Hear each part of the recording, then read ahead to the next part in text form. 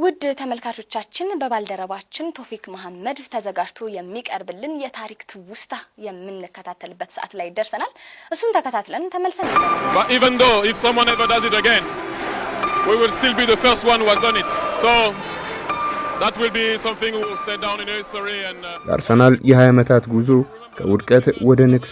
ሰላም ጤና ይስጥልኝ የኢትዮ ማለዳ ስፖርት ቤተሰቦች። ዛሬ በታሪክ ትውስታችን የምናወራው ስለ አንድ ትልቅ የለንደን ክለብ ነው። አርሰናል ከቬንገር ወርቃማ ዘመን በኋላ ክለቡ በምን አይነት ውጣ ውረድ አለፈ። ለ20 ዓመታት የራቀውን የሊግ ዋንጫ ለመሳም አሁን ከፊቱ 2 ጨዋታዎች ብቻ ቀርቶታል። ውድቀት እስከ ትንሳኤ ያለውን አስገራሚ ጉዞ አብረን እንቃኛለን።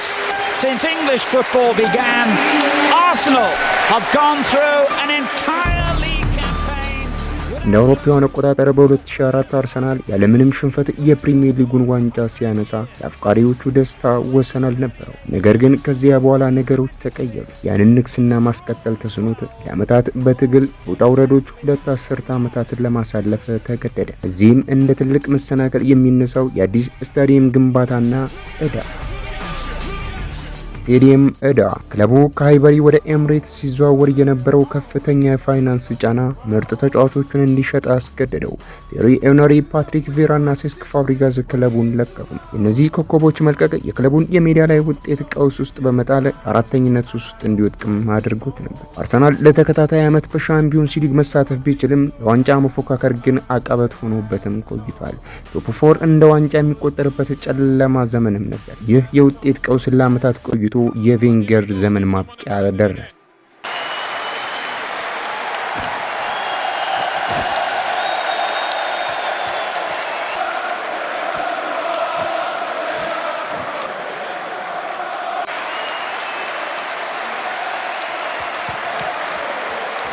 ከ22 ዓመታት ቆይታ በኋላ ታላቁ አሰልጣኝ አርሰን ቬንገር በ2018 ክለቡን ለቀቁ። ተተኪ ሆኖ የተረከቡትም በወቅቱ የአውሮፓ ሊግ ንጉስ እየተባሉ የሚጠሩት የሆኑ የአስቶን ቪላው አሰልጣኝ ኡናይ ኤምሬ ነበሩ። ሆኖም የኤምሬ ቆይታ በውጤት ማጣትና በተጫዋቾች አለመግባባት የታጀበ ነበር። ክለቡ ማንነቱን ያጣ መሰለ። ደጋፊው ተስፋ ቆረጠ። ይባስ ብሎ በከተማ ተቀናቃኛቸው በቼልሲ በአውሮፓ ሊግ ፍጻሜ በሰፊ ውጤት ተሸንፎ ዋንጫውን ማጣት ደጋፊዎቹን ይበልጥ ተስፋ እንዲቆርጡም አደረጋቸው። ደጋፊዎቹን ተስፋ መቁረጥ የተረዱ የክለቡ አመራሮች ኡናይ ኤምሬን በቀድሞ የክለቡ ተጫዋች ለመተካት ወሰኑ። ታህሳስ 2019 የቀድሞ የቡድኑ አምበል ሚኬል አርቴታ ስልጣኑን ተረከበ። አርቴታ ሲመጣ ያገኘው ክለብ ግን እየተሰባበረ ነበር። ነገር ግን ሚኬል አርቴታ እቅድ ነበረው።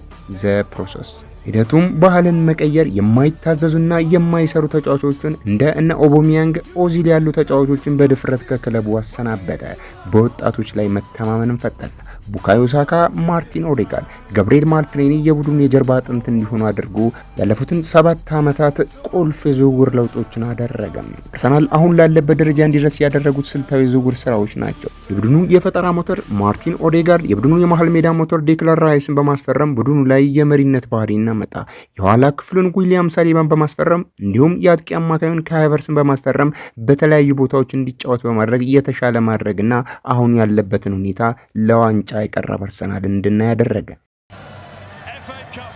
ባለፉት 2 ዓመታት አርሰናል ከማንቸስተር ሲቲ ጋር ትከሻ ለትከሻ እየተፋለመ ይገኛል። አሁን አርሰናል ዝም ብሎ ተሳታፊም አይደለም፣ ዋንጫውን ለመውሰድ የሚጋፋ ጭራቅ ሆኗል። መከላከል ጥንካሬ በአሁኑ ሰዓት በሊጉ ጥቂት ጎል የሚቆጠርበትን ቡድን ነው። የአሸናፊነት ስነ ልቦና ተጫዋቾቹ እስከ መጨረሻው ሰከንድ ድረስ የማሸነፍ እምነት እንዲኖራቸውም አድርጓል። የአርሰናል ያለፉት 20 ዓመታት ጉዞ ብዙ ትምህርት አለው። በትዕግስትና በእቅድ በትክክለኛ መሪነት እንዴት ከውድቀት መነሳት እንደሚቻል አሳይቷል። አሁን ጥያቄው አርሰናል ዋንጫ ያነሳል ወይ ሳይሆን መቼ ያነሳል የሚል ሆኗል።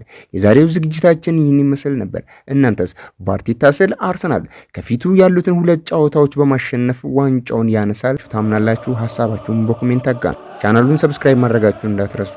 ቸር ያቆየን።